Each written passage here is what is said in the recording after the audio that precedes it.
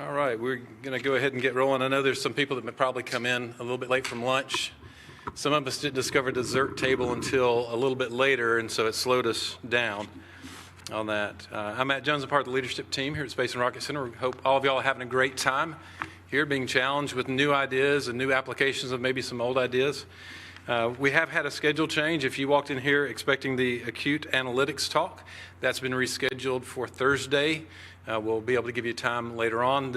And I imagine as soon as you looked at the screen, you're like, yeah, that's not acute analytics that we're talking about.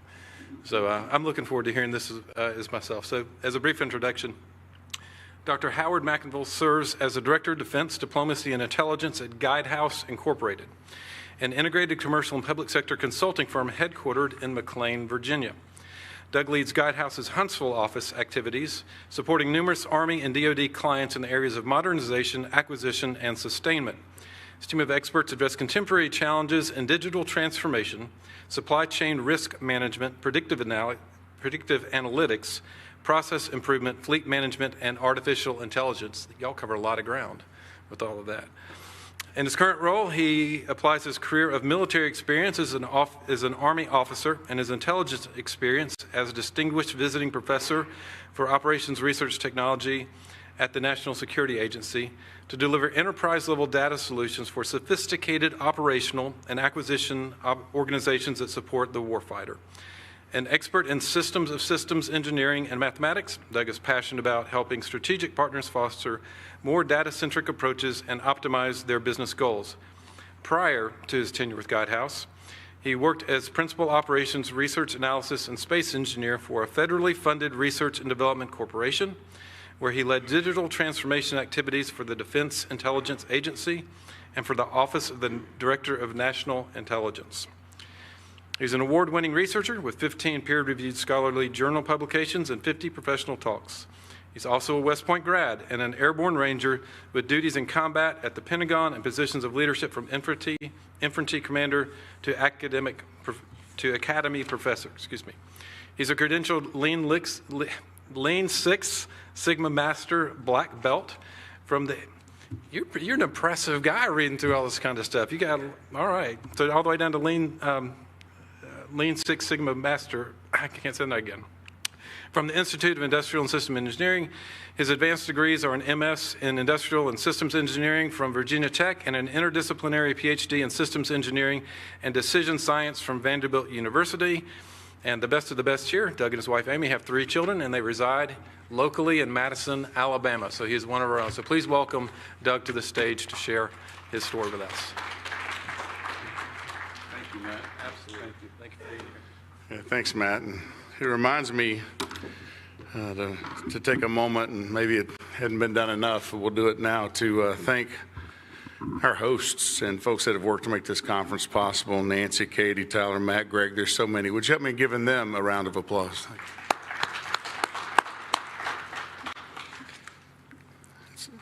It's pretty awesome to be here with you today.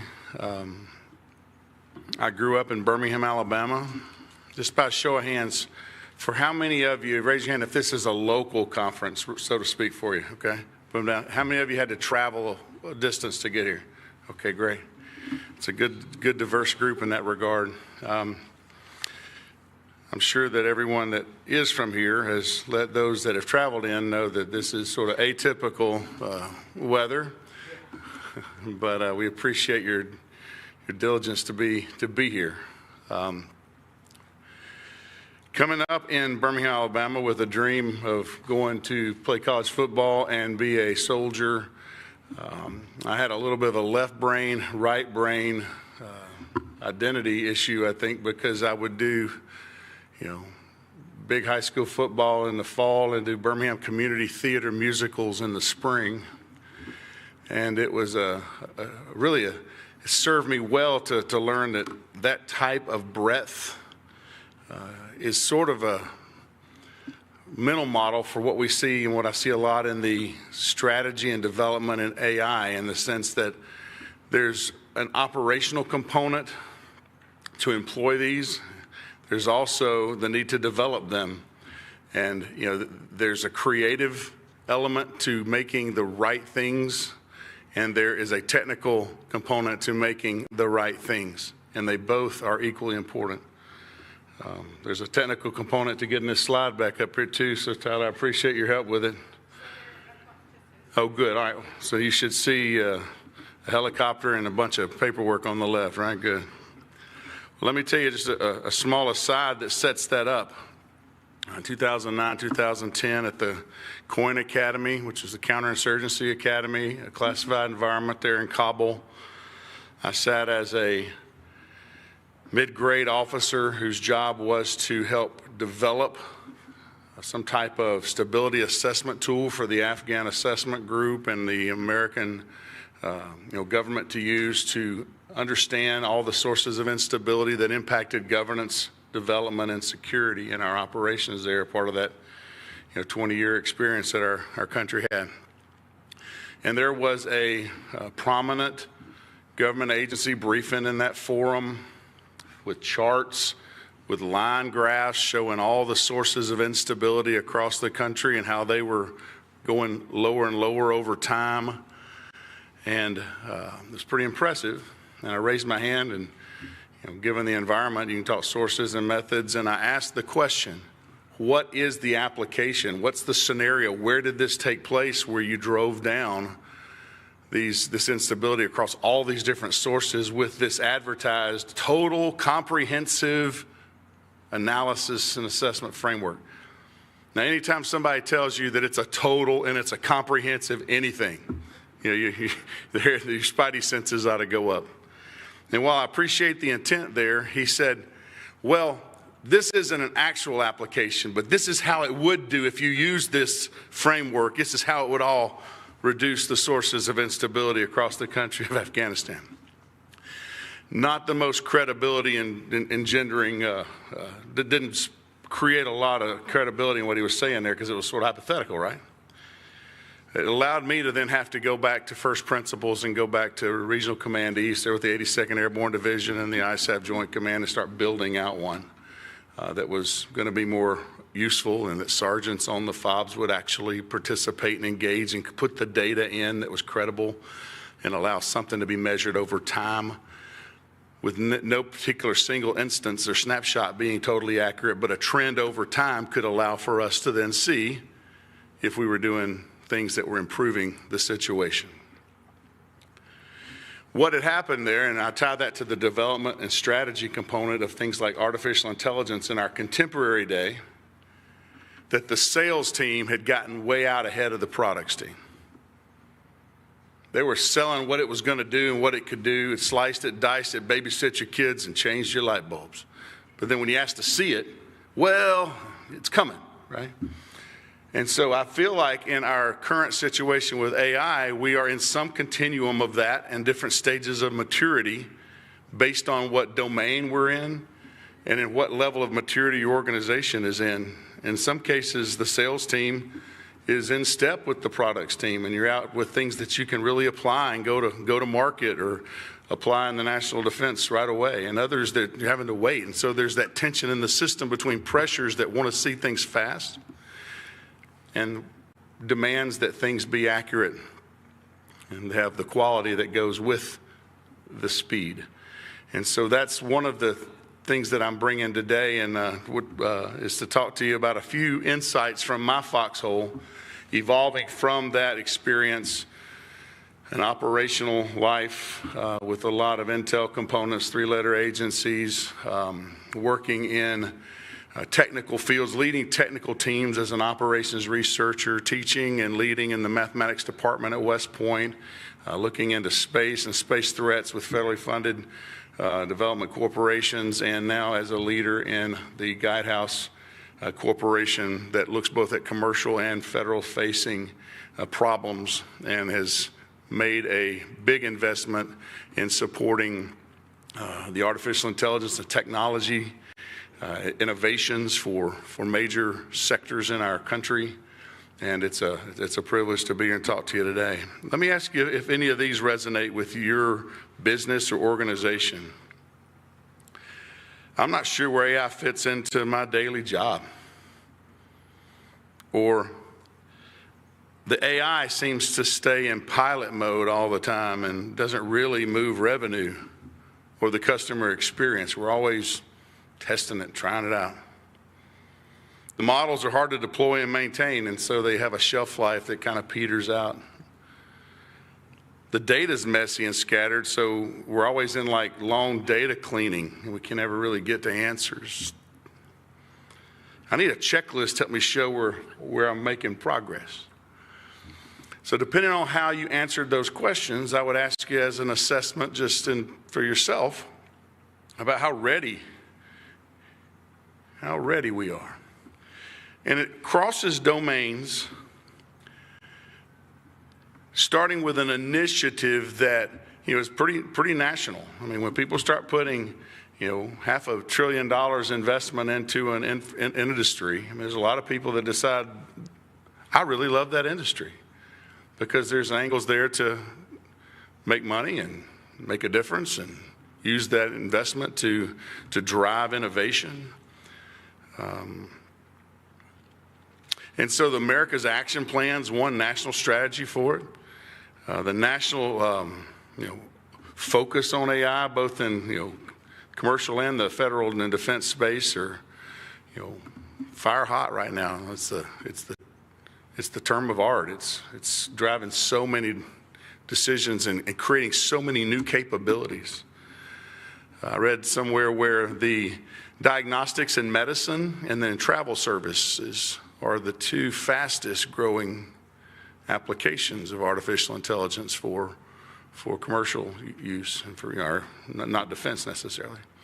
And that's because I think it's got access to get tractable quickly.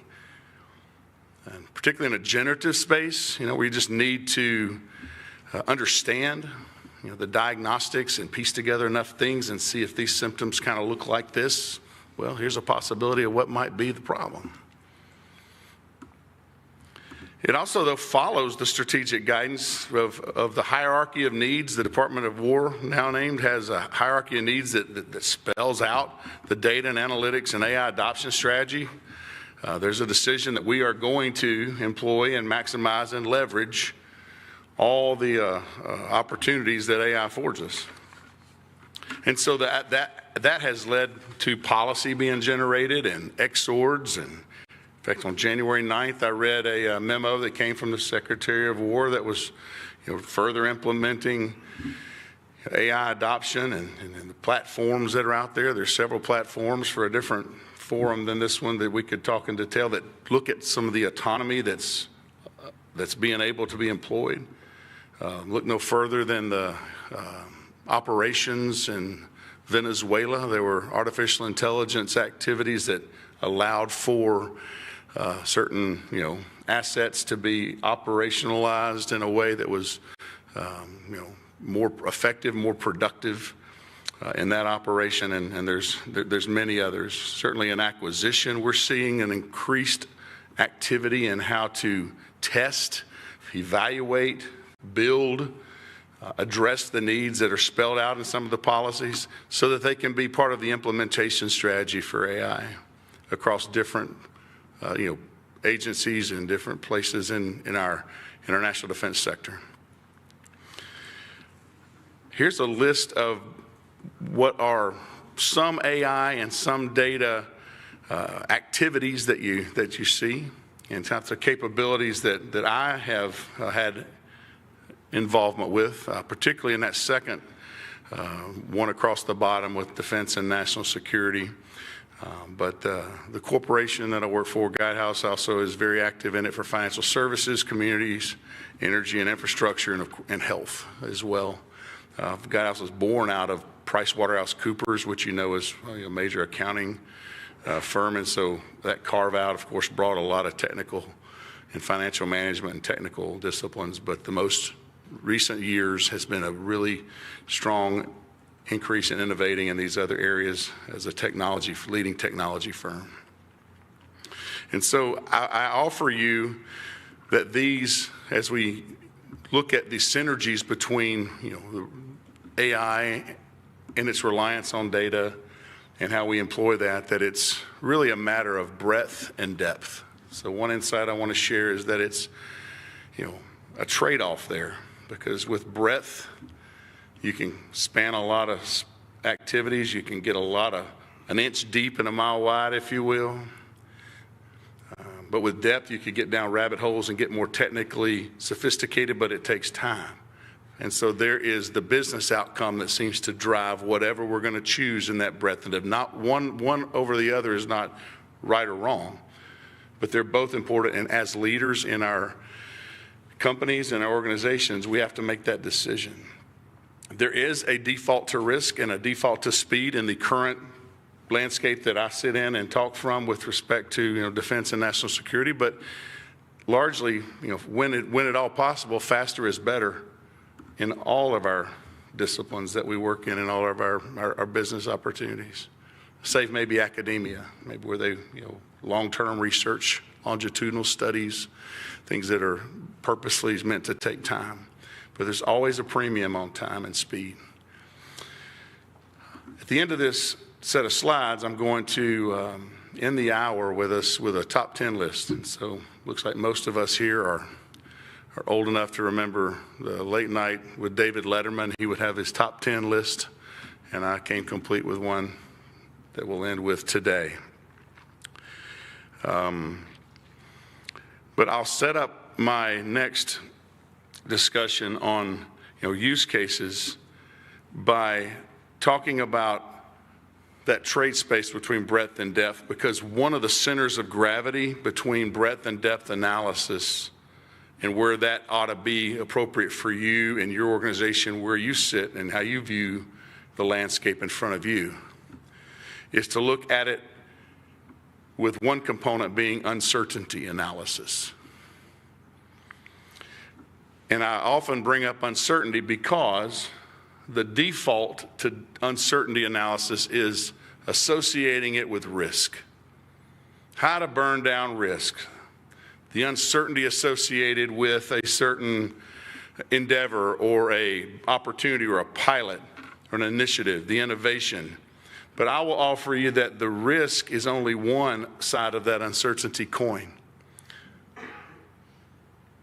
Anybody want to wager a guess on what the other side of the uncertainty coin? If it's not risk, what else is available to us with uncertainty?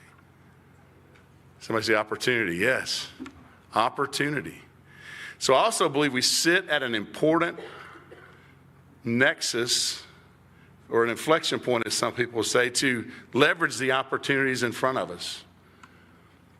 Capitalize on so many innovations that are ongoing and concurrent to make the best decisions so that you can monitor and elevate procurement risk in an acquisition life cycle. You can prioritize your workloads, allocate resources, maintain a source of truth that you can refer back to. And like I said, when we were looking in Afghanistan at trends over time, it's how are we doing with respect to when we sort of snapped the chalk line or froze the code, and we're going to take a period of time after we measure and go back and see how we're doing. That basic principle is available to us now because all the energies for the myriad of activities that we can do that mutually support each other. You can take evidence from one study and feed it as an input to another and create something innovative.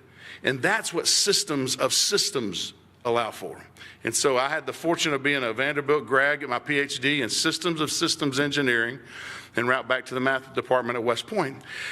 And three principles of systems that play right in the sweet spot of where we are now is managerial independence, because there are autonomous operators doing all kind of things, drones in my space or autonomous activities. I even called about a medical appointment yesterday, and it identified me, assessed what it was I was trying to do with respect to the schedule, and actioned a change in that schedule in the system, and did it all with, "Hi, I'm Sam. I'm the Autobot for so-and-so doctor," right? It allowed me to get all of that done with an autonomous agent that just did it without having to talk to anybody and had the authority from that organization to do it. Pretty cool. It also has operational independence, because it did that for me. But with those two properties, one of the system of systems features is also emergent behavior. And that can be exciting and terrifying all at the same time. because you are going to generate emergent behavior with these interactions and these interdependencies and the interaction effects, not to get very stats on you, but it's going to create emergent behavior that we need to observe and account for. And maybe it's a positive surprise. Maybe it's something that's a threat to the progress of the performance. So think about that from the sense that it's a system of systems, distributed, often by geography, often by time. No human in or on the loop participated in that medical reschedule for me yesterday. But hopefully downstream, somebody's reviewing what was done and following back up to make sure it made common sense. And I really am a patient, right? So there is the appropriateness to have that as well. So that when if the emergent behavior occurred and all of a sudden it scheduled me a roof to be replaced on my house as a result of calling the orthopedist, it would catch that problem, right? Okay. Enterprise organizations, though, they don't really care too much about the governance as they do the outcomes. And the governance is a means to enforcing and creating the outcomes that they desire. So governance is important in these environments. Acquisition cycles need to have the right guardrails and the right milestones and the right incentives. So you can see across some of these with just planning or pre-solicitation or awards or post-awards or in contract management. In an acquisition life cycle, that's a great example of where you need to focus on outcomes that have those appropriate steps in place. And I'm going to go over a few of them right now. AI outputs that leaders trust is what is important. Decisions backed by evidence, not just a gut feel. Less surprises in the delivery, more predictability. And AI that can scale without creating technical debt. That is something you see a lot of folks rush things and they create a lot of other technical debt to maintain the thing that they haven't really got up to speed. And if they would have just taken a little more tactical patience, as you saw in the slide that had my face on it, that tactical patience, culture, and leadership is as much in play as any technological innovation. And as leaders and as people that inform leaders and make decisions in our organizations, I ask that we think about how to maintain that tactical patience and then make the decisions in the right timing with the right violence of action and aggression at the right time. And I've seen it work in some areas here. Predictive logistics. Now, Army Vantage is a Palantir Foundry data repository, and it's used widely in the Army now. And a lot of folks are seeing benefits from having it consolidated and put in a good, useful place that can be pulsed in coordination with other efforts with that centralization. Predictive risk analysis, support, to workloads and risks with respect to visa applicants. Machine learning and predicting passenger flows, TSA support for vulnerabilities. CFO enablements across certain congressional reporting to automate and improve AI's value proposition in those areas. Operational decisions. Think about ChatGPT for commanders. This Victor one on the far right. Planners, strategic planners that are out at Leavenworth or at a COCOM headquarters that are planning everyone's operations order for a strategic plan. Can interact with that because you've created repositories for a lot of those old plans and historical documents and doctrinal things that guide how we plan and how we develop campaigns and strategic plans. So it's a good news story when it all works right, but many times it doesn't work right. And you've seen the statistics about how many studies and how many AI initiatives fail, and what are some reasons that they fail? So I'd like to share with you a few that, from my experience. There's a couple. One is that people really don't understand what the AI is allowed to decide. That should be crystal clear, is what are we allowing the AI to decide and what is it not okay for it to decide? That is reserved maybe for a human. Who owns the outputs? We run things, we generate information. We generate courses of action. Who's the owner of the output? Who's going to action it and decide if that is an appropriate output or not? The status is not continuously checked. So we often miss time-dependent analyses if we just plug into it when it seems to be something the boss cares about. But when we're faithful to log it and check it, and it's just we nerd out and are boring, just predicted, strong analytical practitioners, then we get a lot of that knowledge there. We understand when something pops up that looks like an anomaly because we're paying attention. And unfortunately, when we don't have that, why would we not have that? A lot of times it's resources. People don't want to commit the amount of people and money to maintain all that, but they want to have it. But they may not have the resources or appetite to put enough in there to follow it through with the level of detail to make it appropriately reliable. And in the end, you find out that it didn't work when something breaks. And you're like, oh, now we got to figure it out. So that's sometimes our indicator. It's like the joke where the guy says, it took the first year of marriage for us to figure out that the smoke alarm wasn't a timer and we're cooking dinner at the house. Like, you don't have to wait for that moment.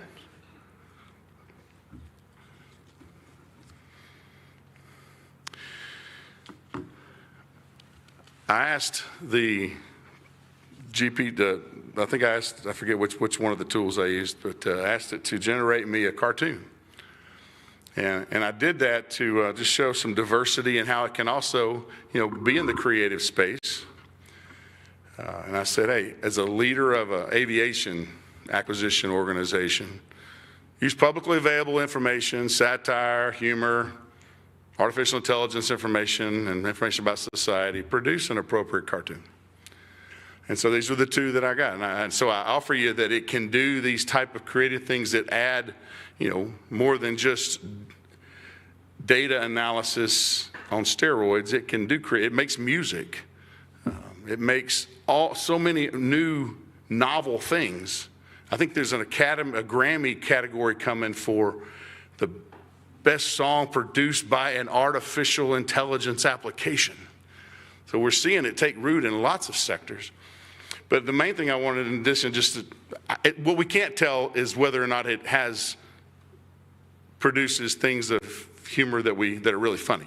That's up to you. You decide if that's funny or not. But what it does do on the left is allow me to just amplify that even in its own sort of generation of a satirical cartoon, it recognizes that it's a broad, sweeping concern that who we are. We're leaders, we're executives, we're customers. Everybody wants AI. They don't for sure know exactly. They know sort of what they want it to do, and they want it immediately, right? So let's talk about how to make it real. And I got one example, a little clip, and a few things I want to share next in this next part. Because I believe that the key to succeeding in a lot of these areas is communities of practice where individuals can kind of crowdsource their ideas. In one application, I supported a task for a client that we're doing in the defense acquisition community that had a lot of connections to needing congressional data, and how the interactions for certain acquisitions, where things are made and what part of the country and where these helicopter parts are and who's the congressman in charge of that district, and just an awareness of those kind of things for the leadership, right? And what we were able to find is much of the information for that kind of thing, since it's largely a publicly available thing, is in repositories that exist already. So my team reached out to others in our environment, other teammates and across the community, and said, hey, I think there's a database that sort of puts a lot of that in there. And we were able to leverage, after we validated that it was really returning, a crowdsourced database that got us a long way towards the answer that could just be refined on the back end without having to do it all from scratch. So I'm calling for those types of communities of practice pop up across our country, and certainly in this area of Huntsville, where we've got so much technical knowledge, so much ambition and initiative for this type of thing. I envision a robust AI community of practice in this part of North Alabama. And the good thing is you don't have to be geographically located to be a part of community of practice.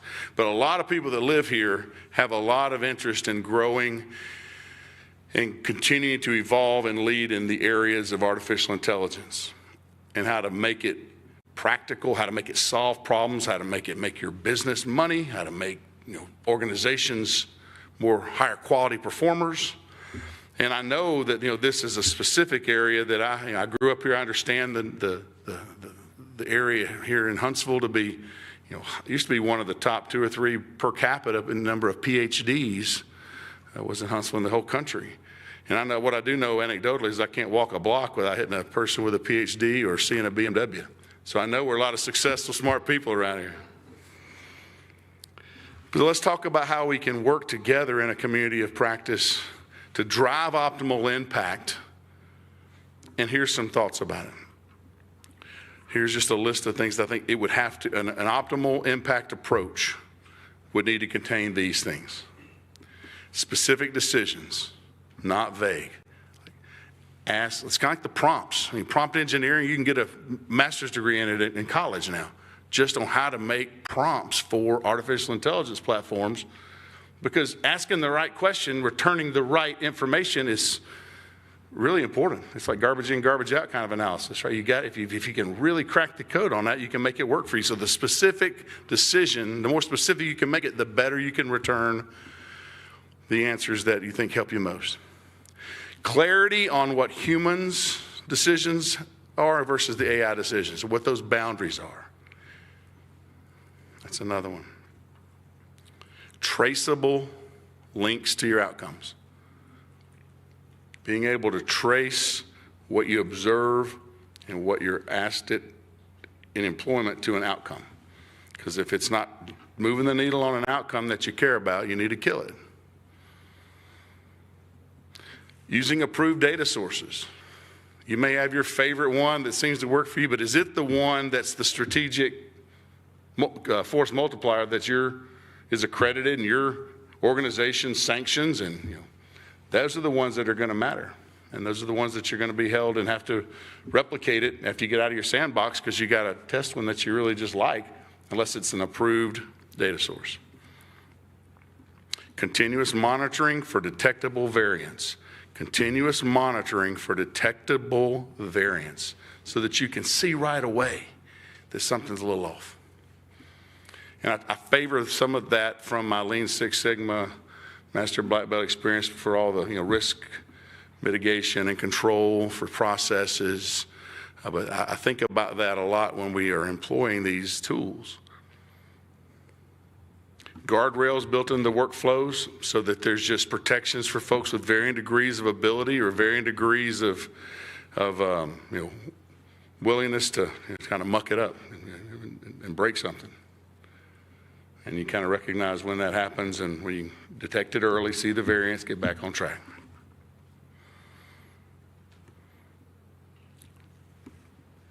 Those are things that I think help us as an approach to drive optimal impact. And so like our physical health, agentic health requires quality reps. It's like going to the gym. You got to get quality reps in. Because the better we get at doing them and employing these applications and these techniques and tools, the better we'll be at solving the right kind of problems. And so it's like any other new innovation. And so because agents are now sort of the cutting edge, bring all the initial information of generative approaches and machine learning and all the things that were building blocks to get us to the point where we can have autonomous agents flying drones in a combat zone. Don't pull back on all the stuff that built us there, because there's a lot of good foundational knowledge there. It's not new, it's an extension of what we've already developed.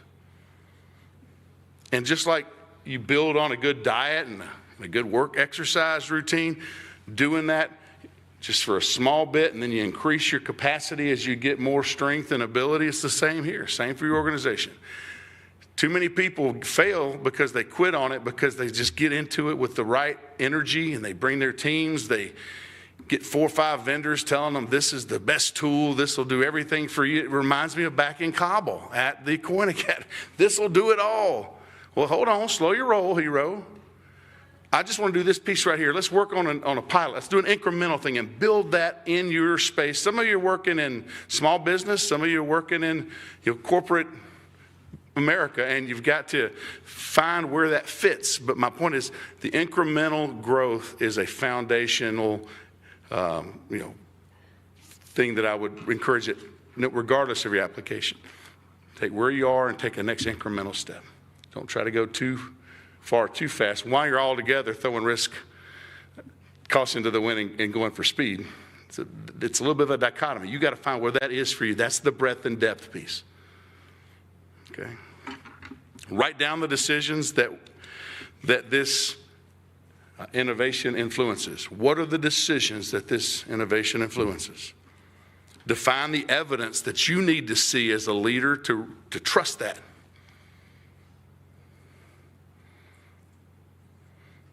And communicate that up and down the chain. In my environment, I've seen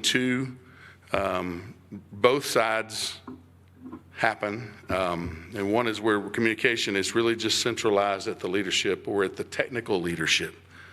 So either because business outcomes, it's all about show me the bottom line, how's this moving the needle, or, we're not getting all the technical heft out of this that we need, and we need to drive the technical capability farther. And it's just resonating up where you're leaving behind the opportunity to upskill a workforce to kind of bring a lot of that innovation from their tactical application. I've also seen where it's powered down too much just because it's, almost like crowdsourcing it. Just, you guys are, young and coming up, junior leaders. You probably know more about this stuff than your grandparents. Just like when I have to go to my mom's and still fix their cell phone and connect all their internet. And it's just throw it down and hope that something good pops back up. And we'll have a meeting and everybody bring your ideas. I've seen that happen. Not necessarily a recommended approach either. But the communication up and down where there's a joint investment with a single reasonable AI use case to start the process. Don't try to do too much too quick. And as you build that, you iterate, you innovate, and repeat. You've got that basis of learning. It's been communicated up and down. The training's been there. The investment's put in there. The tools are there. It's outcome focused. It's traceable. We've communicated. Everybody kind of understands the plan. We understand the risk. We know what decisions it's tied to. Iterate it, innovate, and repeat. Okay. One example here that I've seen in the last year is an innovation in what was, for a while, the DOW sponsored of AI tools that were available. It was Ask Sage, it was Army Vantage, Camo GPT. For the A365, a military component, they were going to have Copilot. And these are some use cases that was available. And I've seen them applied. And what happened was the innovation in the market started driving some of the decisions. I was learning how to use tokens and buy so many tokens to fund so many folks' license or experience with it, and how to manage. I felt like I was budgeting like an arcade with the tokens coming out of the little machine to play Galaga or something. And then it started making me think, now this is like back when we had calling cards. You had so many minutes you could put on your calling card. It's just a matter of time before those minutes on your calling card kind of went, forget it. It's unlimited minutes. Now, nobody thinks about minutes anymore, right? Same thing here. Tokens are going away. So at least in our applications in the defense sector, there's a lot of just opportunities where we want that not to be a part of the equation anymore. And I have now seen, certainly you've heard about, the Department of War's latest AI model platform, which is GenAI.mil. It's a framework designed to be a framework of specialized agents, allowing for tasks to be broken down and executed, and in some cases operate autonomously. I will tell you that only one of those 4 are highlighted, and that's because that's the only one that's available right now. But this was announced like in November, December. I got on it this morning before I came over here. Still, Gemini and there's also Gemini for Government that's available. It's a Google platform, but there's 3 others that are being built, going through the right processes. There's some accreditation pieces, and you start talking about, IL5, IL6 type applications and security and things like that. But just know that the intent is now to centralize it as a result of so much wild, wild west with the previous applications and pitching it to the different government agencies on which one might be best for them. This is an attempt to try to get a little more central understanding and utilization in a way that I think can drive purpose. So you can see Grok, ChatGPT, and Claude are there as well. One administrative, because I don't have the latitude to do too many operational or tactical things in this environment, but I brought an more administrative example from the Defense Logistics Agency, helping manage leases. And so I'll just show you just a quick, short video that describes a little bit about what using AI to have key data extraction. In the bottom right of the picture, you see an interface there with the actual tool to create an audit trail, have the right human review, and powered by a chatbot. So here's just a little description of it. If the audio works, I'll play it for you now. Okay, so this is our lease accounting AI tool. And you can see we have it preloaded with some agreements already. In the agreement table, you can see the agreement name and information such as the classification and key data elements required for lease accounting. You can export data from the table to get a lot more data elements. These are focused on the ones that are most relevant for lease accounting. You can also clear agreements from the table, and you can upload new agreements. So let me go ahead and just quickly upload a new agreement while we're here, and we'll let that run in the background. Okay, so click upload. But I want to show you more of what we have here. So when you hover over the classification field, you can actually see the confidence level that the lease is in its classification based on the rules that we've defined and the LLM's read of the actual agreement. So, and then it says it actually cites why. So it cites specific sections of SFAF 54 that lease or that agreement document meets to require to be a lease. So, and then when you hover over, you can actually see what page numbers that these data elements came from. So let's go ahead and click one, and you can see when I click that, a chatbot pops up and also the actual agreement document. So you can see here, okay, term ends on December 31st, 2036 rather, that's correct, and it starts on January 1st, 2026. So that's what the AI classified. So let's ask a couple of questions real quick. First, I want to say, can you show me the monthly rent for each year? So this will take a second, and essentially what it's doing is it's taking my user entered data and it's querying the agreement to find the answers to the specific question that I asked. And it shows me the monthly rent for each year when I do that. So let's go ahead and then just show another feature of the chatbot. Let's ask a question of the policy documents. So I'm going to ask, what are the key differences between an operating lease and a short-term lease under SF 54?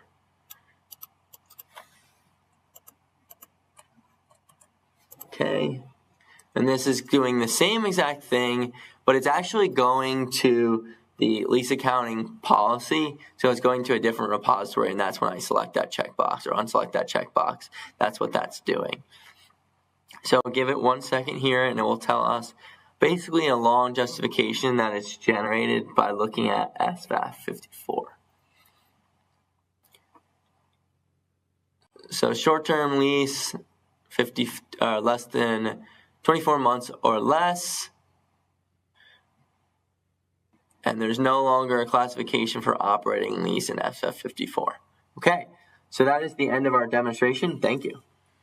So while it's not maybe as sexy as drones deploying munitions in a combat zone, it does give an opportunity for you to see, applications where we are helping organizations right now make more informed, risk-informed decisions with chatbots that can interface with you, take action, produce the right decision support that's needed to help improve the organization there with something as simple as understanding lease agreements. So I would want to then tell you that the key with so many of these advances, and we talked about a few, is upskilling your workforce so you don't feel like you've just got this AI team that just does it. That's you guys. It's an us-them thing. And it starts with hiring the right folks. It starts with training. It starts with not trying to bite off too much too quick.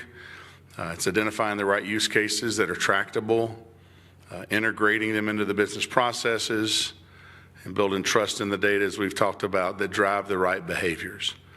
Okay, and the right behaviors I think we're going to talk about next in the next two slides. First, there are 4 personas that are often observed, and I'll ask you if maybe some of y'all have different ways you look at the different roles people play, but not everybody has to be an expert. You've got the builders, the data scientists, and engineers that develop, and everybody needs some of the 1,000-pound brains in the organization, but you need folks that can turn that good idea and that technical heft into operationalize it, is the word I like to use. That integrate through the IT and the ops that put it in workflows.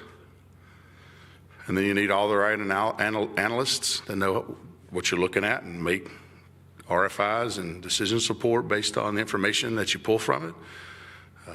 Leverage AI tools properly within the bounds of ethical guidelines that drive so many of the temptations to do things. You got those are non-negotiable. And then you got the consumers that use it and give you immediate feedback. Your technical staff that use it and it works for them or it doesn't, and the person in the cube or down the hall, they're going to be the first to tell you, this thing stinks. It doesn't work for me. And then you get immediate feedback right there, right? And so the key is to know the signals. And these are 5 attributes, or 5 types of things that I would, mention that help with organizational mission that's critical. Is focusing on repetitive tasks. I mean, for one, it's just good to get some of the minutia out of your daily job jar. I mean, I hope people that have leveraged AI some in their workspace or even at home, how nice it is to go to a central source and at least get a jump start on, I got this much money, I'm a family of this size and this ages, we want to go in this geography and do something in these weeks on a vacation. Go. Right? I mean, it's kind of nice to have somebody do a little bit. That used to be me. And then I'd come up with 5 or 6 different plans, and everybody had a problem with one of them. So at least I got somebody between me and the basket, right? I can say, tell the kids, hey, go tell ChatGPT. Risk mitigation, content creation, done in natural language, so you don't have to feel like you've got to have a foreign language degree to communicate. And back to data-driven decisions. I've seen it in administrative review, where we take key performance indicators to assess the value in something as simple as a review process of a product or a deliverable. You deliver it, you have a review, it's approved, it's either archived or it's resubmitted, but you've got agents that can move those through the process so that it's not done so manually anymore and leave other people's time to focus on more important things than managing or routing and transmittals of a file through a process within your organization. And before I do our top 10, I'll just talk to you about a couple of the things that I want to emphasize. We talked about the kinds of use cases there with documents review, vendor approvals, but each of those have implications to those 6 listed areas. It requires protecting of data, proper privacy concerns, ethical standards, risk management, And some of those those are their own 1-hour talks, really. You could have a whole note and talk on data privacy or data quality and ethical standards within the law. But I wanted today just to recognize that the experiences that I've had and the insights from my foxhole is those are paramount by folks that really work to do things ethically, honorably, and make sure that the data and the privacy is done in a way that protects all parties involved, but allows the data to be used to its maximum value within those guidelines and still help make decisions. So just know that has been my experience in terms of driving the right behaviors to deliver value, to allow, when we have cooperative endeavors with other organizations, it generates a community, it strengthens our partnerships. The clients or the organizations in defense that we work with, they rely on us, but it's those building blocks. You do a few quick wins, demonstrate that you know what you're doing, you're not boiling the ocean, and you build on that, and those, you commit to creating new habits, AI first mentality. That's something you're going to see in one of my top 10. And that be a continuous learner, to always evolve and recognize that you're the beast until the next beast comes along. And something else is going to be more technically advanced, or somebody's going to be able to leverage it in a way. And so the key there is to allow that to resonate and be a habit of mind that you bring to the efforts. And certainly in my experience, the successful projects and the successful initiatives have done that. The AI adoption in the U.S. national defense sector has been rapidly expanding. And AI use cases between 2023 and 2024 doubled from about 500 to 1,000. So it's really something that's getting a lot of attention. The Pentagon's 26 budget has a $13 billion amount set aside for AI and autonomy. So there's a commitment there by the government towards national defense using AI and autonomy.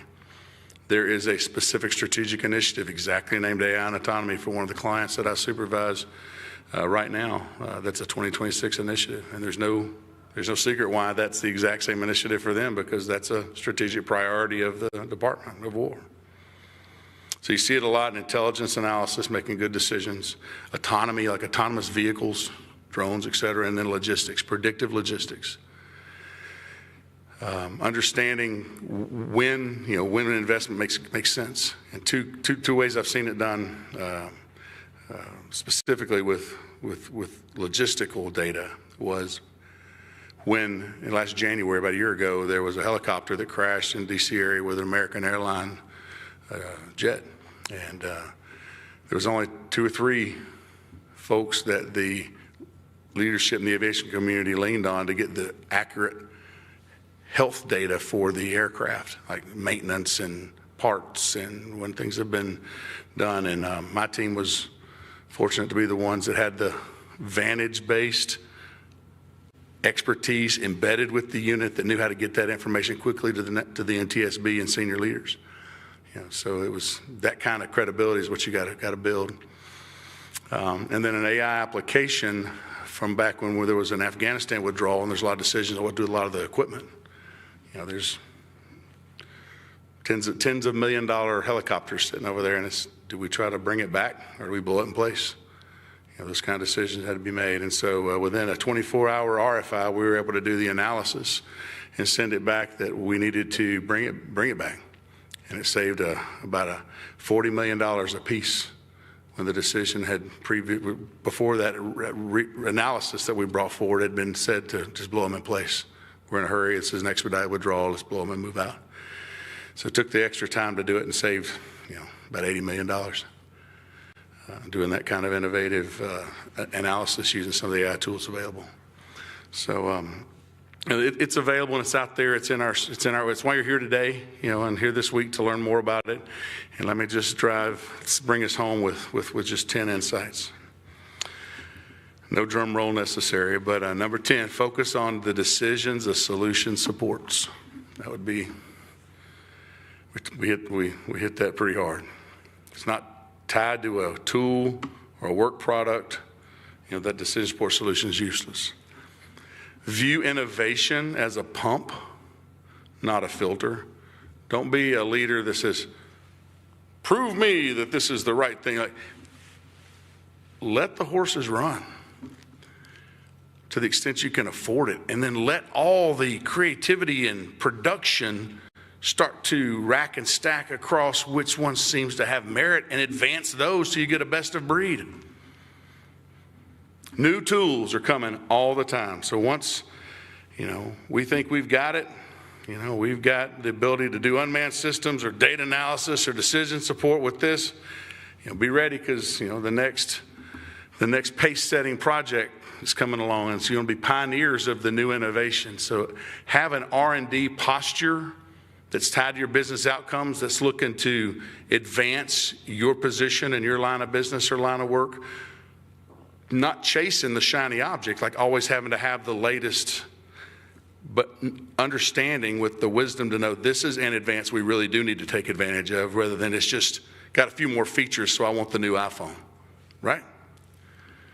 Unlock the data, number 7. Leadership. Remove barriers to data sharing. And it takes a lot for leaders to kind of do that. There's a risk averse. No one wants to get fired or be the former commander of such and such, right?